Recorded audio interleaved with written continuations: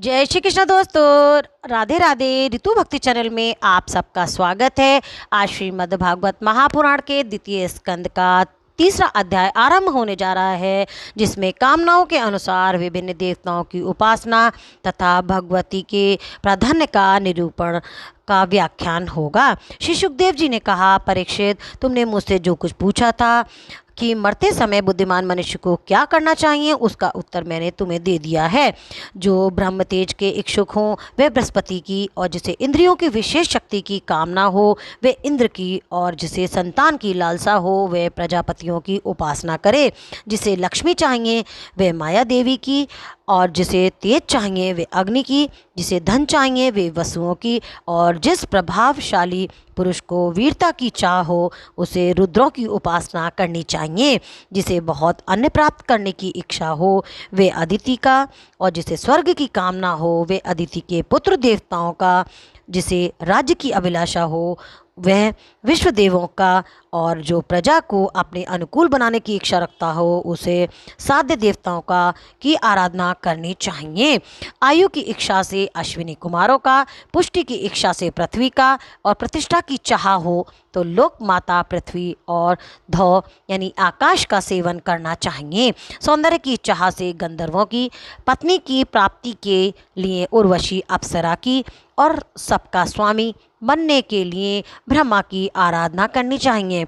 जिसे यश की इच्छा हो वे यज्ञ पुरुष की, और जिसे खजाने की लालसा हो वो वरुण की, विद्या प्राप्त करने की आकांक्षा हो तो भगवान शंकर की, और पति पत्नी में परस्पर प्रेम बनाए रखने के लिए पार्वती जी की उपासना करनी चाहिए। धर्म उपार्जन करने के लिए विष्णु भगवान की, वंश परंपरा की रक्षा के लिए पितरों की, बाधाओं से बचने के लिए यक्षों की, और बलवान होने के लिए मरुदगणों की आराधना करनी चाहिए। राज्य के लिए मनवंतरों के अधिपति देवों को, अभिचार के लिए निर्वृत्ति को, भोगों के लिए चंद्रमा को, और निष्कामता प्राप्त करने के लिए परम पुरुष नारायण को भजना चाहिए। और जो बुद्धिमान पुरुष है वे चाहे निष्काम हो, समस्त कामनाओं से युक्त हो अथवा मोक्ष चाहता हो, उसे तो तीव्र भक्ति योग के द्वारा केवल पुरुषोत्तम भगवान की ही आराधना करनी चाहिए। जितने भी उपासक हैं उनका सबसे बड़ा हित इसी में है कि वे भगवान के प्रेमी भक्तों का संग करके भगवान में अविचल प्रेम प्राप्त कर लें।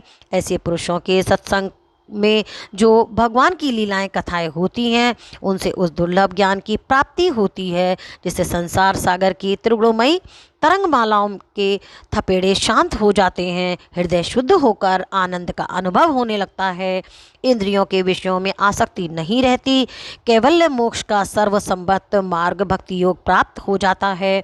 भगवान की ऐसी रसमयी कथाओं का चस्का लग जाने पर भला कौन ऐसा है जो उनमें प्रेम में ना करे। शौनक जी ने कहा, सूत जी, राजा परीक्षित ने सुखदेव जी की ये बात सुनकर उनसे और क्या पूछा। वे तो सर्वज्ञ होने के साथ मधुर वर्णन करने में भी बड़े ही निपुण थे। सूत जी कहते हैं, अब तो आप तो सब कुछ जानते हैं, हम लोग उनकी ये बातचीत बड़े प्रेम से सुनना चाहते हैं। आप कृपा करके अवश्य सुनाइए, क्योंकि संतों की सभा में ऐसा ही बातें होती रहती हैं जिनका प्रयस्वान भगवान की रसमयी लीलाएं कथा में ही होता है। पांडुनंदन महारथी राजा परीक्षित बड़े भगवत भक्त थे। बाल्यावस्था में ही खिलौने से खेलते समय भी वे श्री कृष्ण लीला का ही रस लेते थे। भगवान मान्य श्री सुखदेव जी भी जन्म से ही भगवत परायण हैं। ऐसे संतों के सत्संग में भगवान के मंगलमय गुणों की दिव्य चर्चा अवश्य ही हुई होगी, जिसका समय भगवान श्री कृष्ण के गुणों के गान अथवा श्रवण में व्यतीत हो रहा है। उसके अतिरिक्त सभी मनुष्यों की आयु व्यर्थ जा रही है। ये भगवान सूर्य प्रतिदिन अपने उदय और अस्त में उनकी आयु छीनते जा रहे हैं। क्या वृक्ष जीते हैं? क्या लोहार की धोकनी सांस नहीं लेती? गांव के अन्य पालतू पशु क्या मनुष्य पशु की ही तरह खाते पीते या मैथुन नहीं करते? जिसके कान में भगवान श्री कृष्ण की लीला कथा कभी नहीं पड़ी, वे नर पशु, कुत्ते, ग्रास, सूकर, ऊंट और गधे से भी गया बीता होता है। सूत जी, जो मनुष्य भगवान श्री कृष्ण की कथा कभी नहीं सुनते, उनके कान बिल के समान होते हैं। जो जीभ भगवान की लीलाओं का गायन नहीं करती, वे मेढक की जीभ के समान टर टर करने वाली होती है। उसका ना तो रहना ही अच्छा है। जो सिर कभी भगवान श्री कृष्ण के चरणों में नहीं झुकता, वे रेशमी वस्त्र से सज्जित होकर मुकुट से युक्त होने पर भी बोझ मात्र ही होता है। जो हाथ भगवान की सेवा पूजा नहीं करते, वे सोने के कंगन से भूषित होने पर भी मुर्दे के समान हैं। जो आंखें भगवान की याद दिलाने वाली मूर्ति, तीर्थ, नदी आदि का दर्शन नहीं करती, वे मोरों की पंख में बने हुए आँखों के चिन्ह के समान निरर्थक हैं।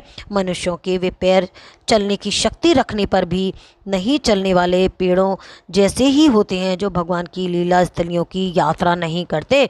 जिस मनुष्य ने भगवत प्रेमी संतों के चरणों की धूल कभी सिर पर नहीं चढ़ाई, वे जीता हुआ भी मुर्दा है।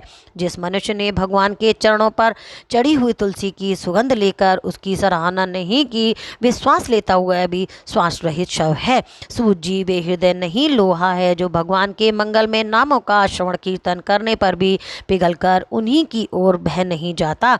जिस समय हृदय पिघल जाता है, उस समय नेत्रों से आंसू झलकने लगते हैं और शरीर रोम रोम खिल जाता है।